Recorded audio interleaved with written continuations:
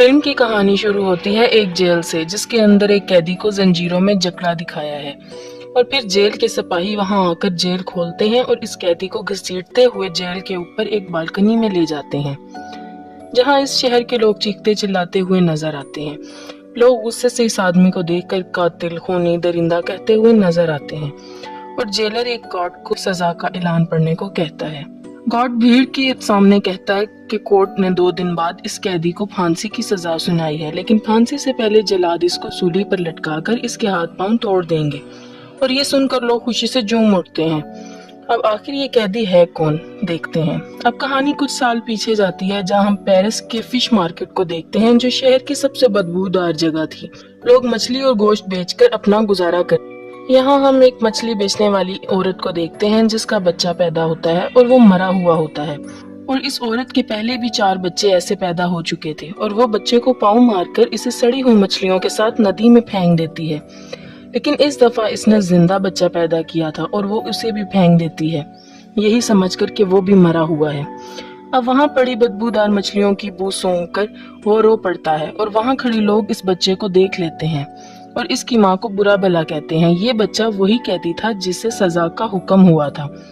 اس قیدی کا نام جان تھا۔ اس کے پاس 2 خصوصیت تھی، ایک یہ کہ اس کی ناک ایسی تھی جو سونگھنے کا کام بہت اچھا سر انجام دیتی تھی، اور دوسرا یہ کہ جب بھی کوئی اسے خود سے دور کرتا، اس شخص کی کسی نہ کسی طرح سے موت ہو جاتی، جیسے کہ اس کی ماں جو اسے پیدا کرتے ہی پھینک دیتی ہے۔ اسے پھانسی کی سزا سنائی جاتی ہے، اور جان کو ایک میڈم گیلاٹ ہوتی ہے، اس کے یتیم خانے میں بھیج دیا جاتا ہے، جو صرف پیسے کے لیے بچوں کو پالتی تھی۔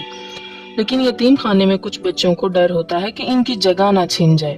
وہ جان کو مارتے ہیں، لیکن گیلاٹ درمیان میں آ کر انہیں بچا لیتی ہے اور ان بچوں کو مارتی ہے، اور یتیم خانے میں کچھ مشکل حالات دیکھنے کے بعد جان 5 سال تک بول نہیں پاتا، مگر وہ سونگ کر ہر چیز کا پتہ لگا لیا کرتا ہے۔ اب 13 سال کی عمر میں یتیم خانے میں جگہ نہ ہونے کی وجہ سے گیلاٹ اسے جانوروں کی کھالیں لینے والے آدمی کو بیچ دیتی ہے۔ جیسے ہی جان وہاں سے جاتا ہے، کچھ چور گیلاٹ کو مار کر اس کے سارے پیسے چرا لیتے ہیں۔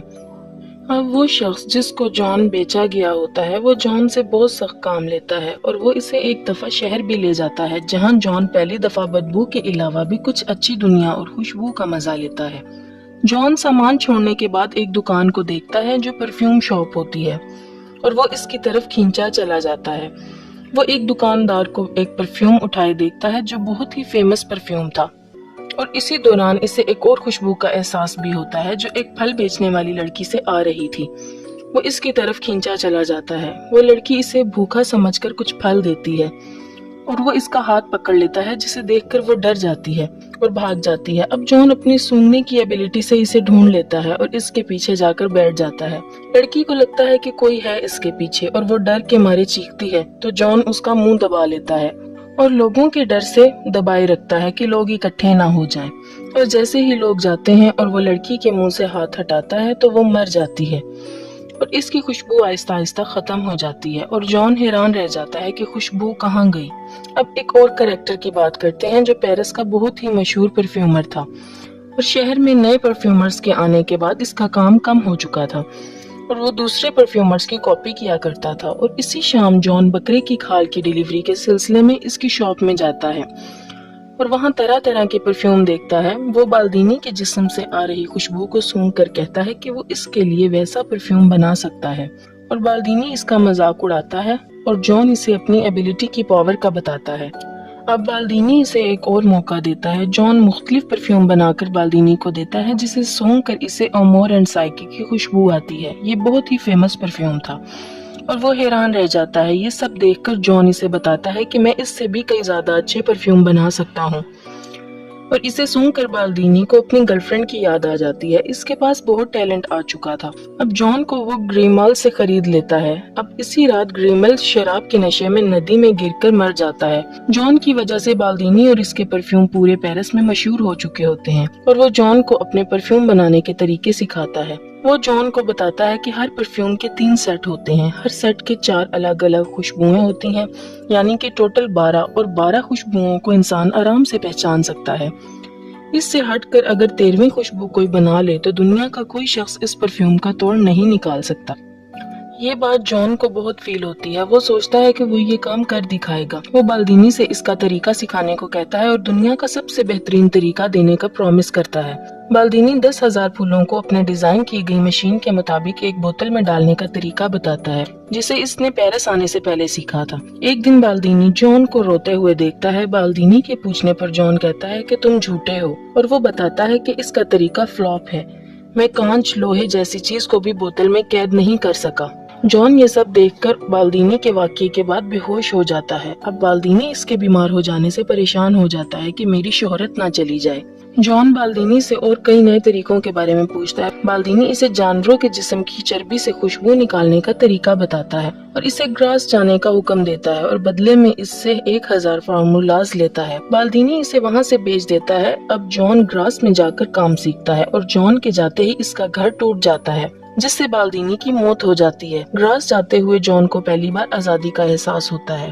وہ کسی کا غلام نہیں تھا، اپنے فیصلے خود لے سکتا تھا۔ اب گراس جانے کے 2 راستے ہوتے ہیں، ایک گاؤں سے جاتا ہے اور دوسرا پہاڑوں سے۔ اب وہ پہاڑ سے جانا شروع کر دیتا ہے۔ راستے میں اسے ایک غار ملتا ہے جہاں وہ آرام کے لیے رک جاتا ہے۔ وہ وہاں سکون سے سو جاتا ہے اور کئی دن وہاں گزارتا ہے۔ ایک دن اسے وہی پھل والی لڑکی کا خواب آتا ہے۔ جان گھبرا کر اٹھ جاتا ہے اور اپنے جسم کو سونگھنے لگتا ہے، لیکن اسے کوئی خوشبو کا احساس نہیں ہوتا۔ اب وہ باہر بارش میں جا کر نہاتا ہے، تب اسے احساس ہوتا ہے کہ اس کی اپنی کوئی خوشبو نہیں ہے۔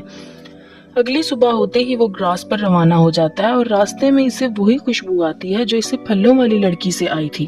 وہ دیکھتا ہے کہ ایک بہت پیاری لڑکی ایک بگی سے اترتی ہوئی نظر آتی ہے، جسے دیکھ کر وہ اس کا پیچھا کرتا ہے اور گراس میں آ جاتا ہے۔ اس لڑکی کا پیچھا کرتے وہ ایک محل میں داخل ہوتا ہے جو وہاں کے امیر شخص ریچس کا ہوتا ہے، اور وہ خوبصورت لڑکی لورا اس کی بیٹی ہوتی ہے جو پورے گراس شہر میں سب سے خوبصورت لڑکی تھی۔ گراس میں جان ایک عورت کے انڈر کام کرتا ہے۔ اس عورت کا شوہر جان پہ پوری نظر رکھتا ہے۔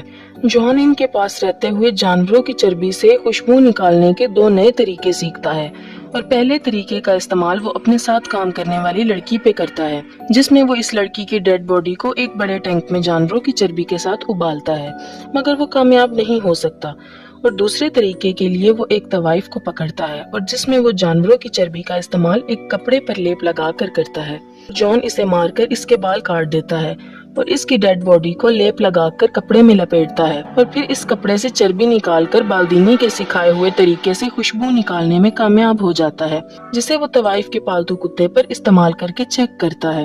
اب وہ بالدینی کے بتائے ہوئے 13 بوتل کا سیٹ تیار کرتا ہے، یعنی کہ ہر بوتل کے لیے ایک قتل۔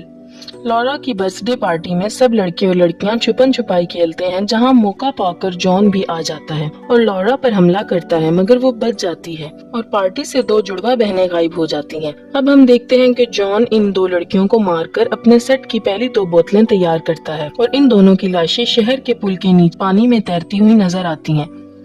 اس کے بعد پورے شہر میں لڑکیوں کی موت کا سلسلہ شروع ہو جاتا ہے، اور ڈر کے مارے لوگ اپنی بیٹیوں کو بچانے کے لیے گھروں کے باہر تالے لگانا شروع کر دیتے ہیں۔ لیکن جان 12 بوتلز کا سیٹ تیار کر لیتا ہے اور انہیں ایک بڑی بوتل میں ملا دیتا ہے۔ اب پرفیکٹ پرفیوم بنانے کے لیے اسے ایک اور بوتل چاہیے ہوتی ہے، یعنی لورا کا قتل۔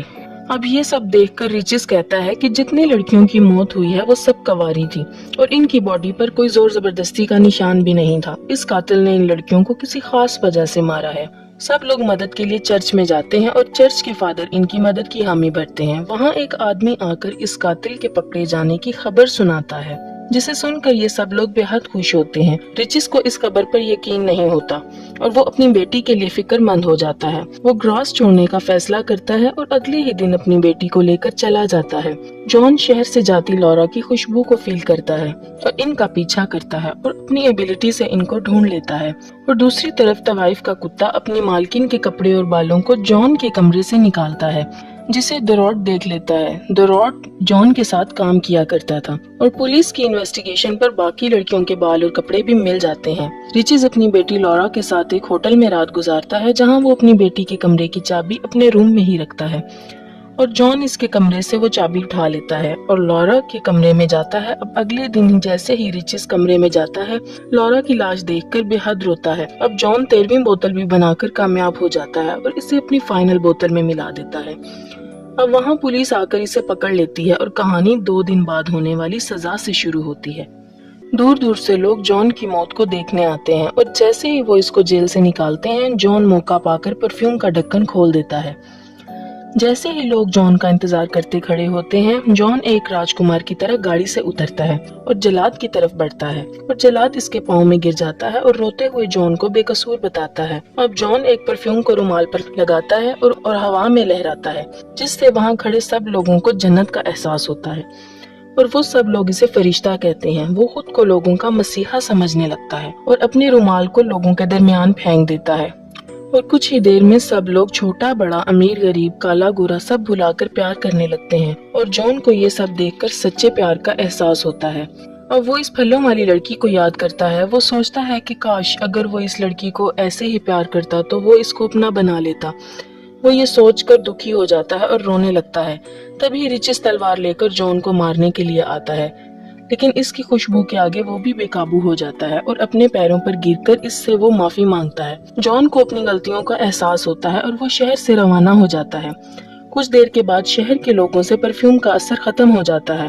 अब जॉन उसी मछली बाजार में जाता है जहाँ वो पैदा हुआ था और अपनी जेब से परफ्यूम की बोतल निकालता है और अपने ऊपर गिरा लेता है, जिसे देखकर सब लोग वहाँ पर बैठे हुए इसके ऊपर परफ्यूम की खुशबू की वजह से गिर पड़ते हैं और इसे नोच डालते हैं और इस तरह जॉन का भी खात्मा हो जाता है।